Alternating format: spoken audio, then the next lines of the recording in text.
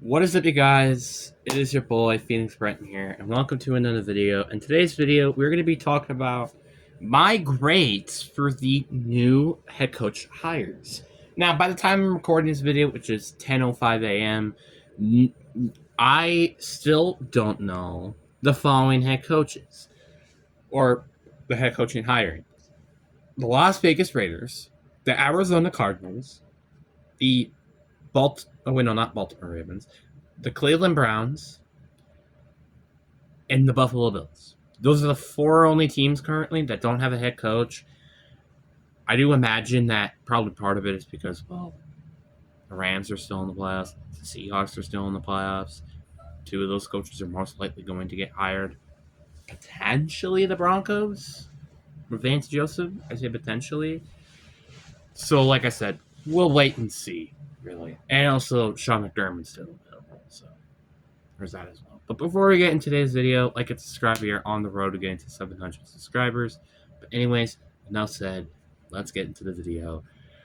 And let's start off by... Also, I want to mention this. So we're going to talk about the Mike McCarthy hire first, because it's the most recent one. I will mention this real quickly. I am going to have its own separate video talking about this hire, because there's a lot I can talk about this hire, but I'll just give you the short and sweet end of it. This is an F. This is just an F, because you're basically getting a Mike McCarthy or a Mike Tomlin that is older, and he's an offensive-minded head coach. That is the best way I could summarize it without going really depth into the coach itself. So there you go. That's what I have to mention about him. And then the next one we have on our list, we have John Harbaugh to the Giants. Now, this one is a very interesting one in my personal opinion. But this one is a really interesting one. Because John Harbaugh just got fired, right? And we're going to talk about something like this a little bit later.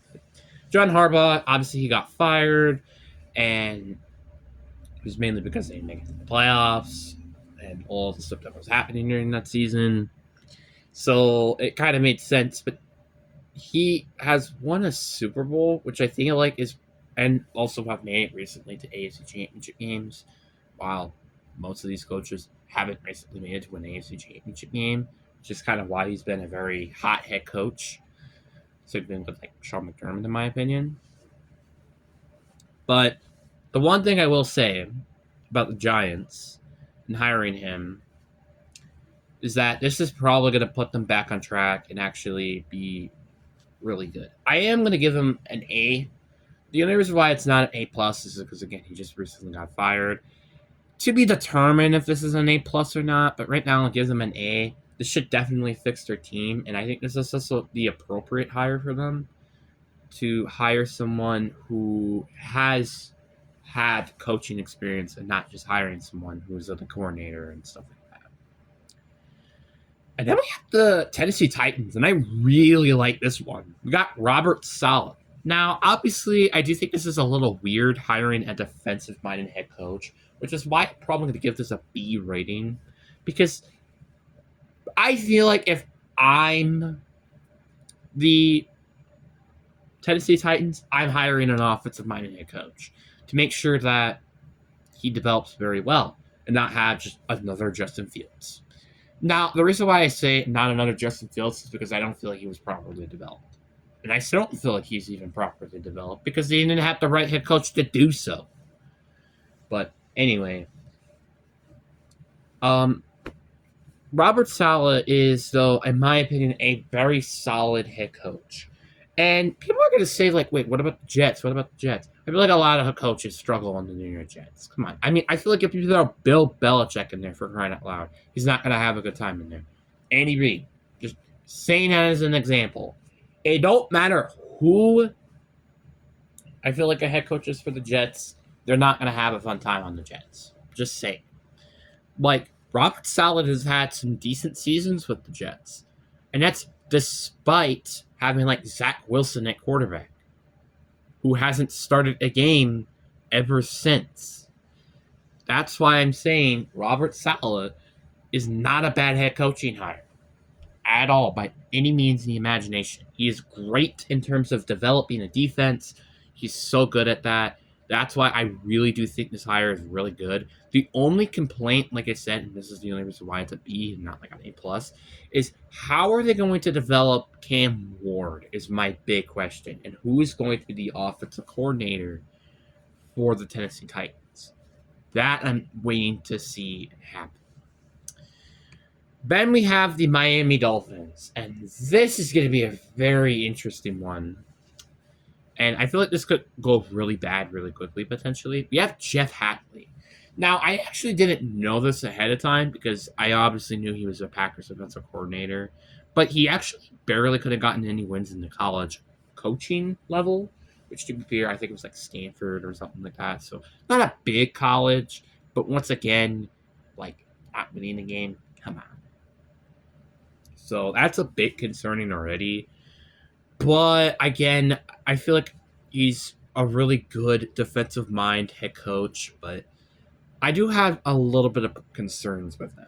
And I said this even when, we lost to the Bears. I'm like, I don't think Jeff Hatley should get hired as a head coach. The main reason is because of that defensive collapse during the end of the season. Now, obviously, didn't play that bad against the Bears for the second time, but then it's like after that, I was like, what the heck was this? Outside of week 18 against the Vikings. Because week 17, you got ran over by Derrick Henry, and in the wild card, we allowed 25 points in the fourth quarter. So, do I really have to explain much? Yes, the offense wasn't doing anything during the game, which is probably part of the reason, but still. But also, again, they also were a team that allowed 40 points despite having players like Micah Parsons on his team. Now, is the secondary great? Not necessarily because of the corner position. The corner position is awful. But once again, you can also blame that partially on the defensive coordinator, which would have been Jeff Hatley. So I think with just all that in mind, I think I gotta go with a C minus here. This is a very mid hiring. It's not a great hire, and you kind of probably could tell this team was trying to get John Harbaugh. I feel like you can just tell. Then we have the Atlanta Falcons, who got Kevin Stefanski. This is an A plus. I'm gonna be honest. Out of all the head coaches that, in my opinion, shouldn't have gotten fired, it's Kevin Stefanski. Like I said before, and I'll say this once, I'll say it again. This guy has made it to the playoffs with Joe Flacco, DTR, and Deshaun Watson for their quarterbacks during one season. Did I forget to mention that? He's also won a playoff game, which a lot of these coordinators or head coaches and yada, yada, yada haven't done. This is why I say Kevin Stefanski is a really, really good head coaching hire. Because I think he's a coach that should have not been fired to begin with. And now he's already on the Atlanta Falcons. And I think he has a very good opportunity to potentially develop Michael Penix or Kirk Cousins to being their starting quarterback this year. This is the right hire for a team that just kind of needs a little bit more help on offense than defense. That's my personal opinion. That's why I give it an A+. And then we have Jesse Miller from the Baltimore Ravens. Now, at first, I did have to look up who this guy particularly is. And this guy is a defensive mind head coach who's the Chargers defensive coordinator, who is, spoiler alert, from the Jim Harbaugh tree of coordinators and etc. So, and I went to look at their defense and how good they were this year. They were top 5 in every category. So, yeah, I think that's really good enough to explain a lot of this stuff. I feel like this is a very good hire. And also, I will mention this. When was one of the last times a defensive minded head coach came from the Jim or John Harbaugh tree and ended up making it as a head coach? Mike McDaniel. Or not Mike McDaniel. Mike McDonald. That's what I meant to say. And I think that's been a very good hire for the Seahawks so far, hasn't it? So I think this is actually a very good hire. My only complaint is I just don't really know this guy that much, which is why I'll give it a solid A minus though. I do think he has a good potential, but the problem is will he use Derrick Henry wisely? You knew I had this question coming. You guys knew I had this question coming without a doubt. But anyways, guys, that is it for this video. I really hope you guys enjoy. Peace.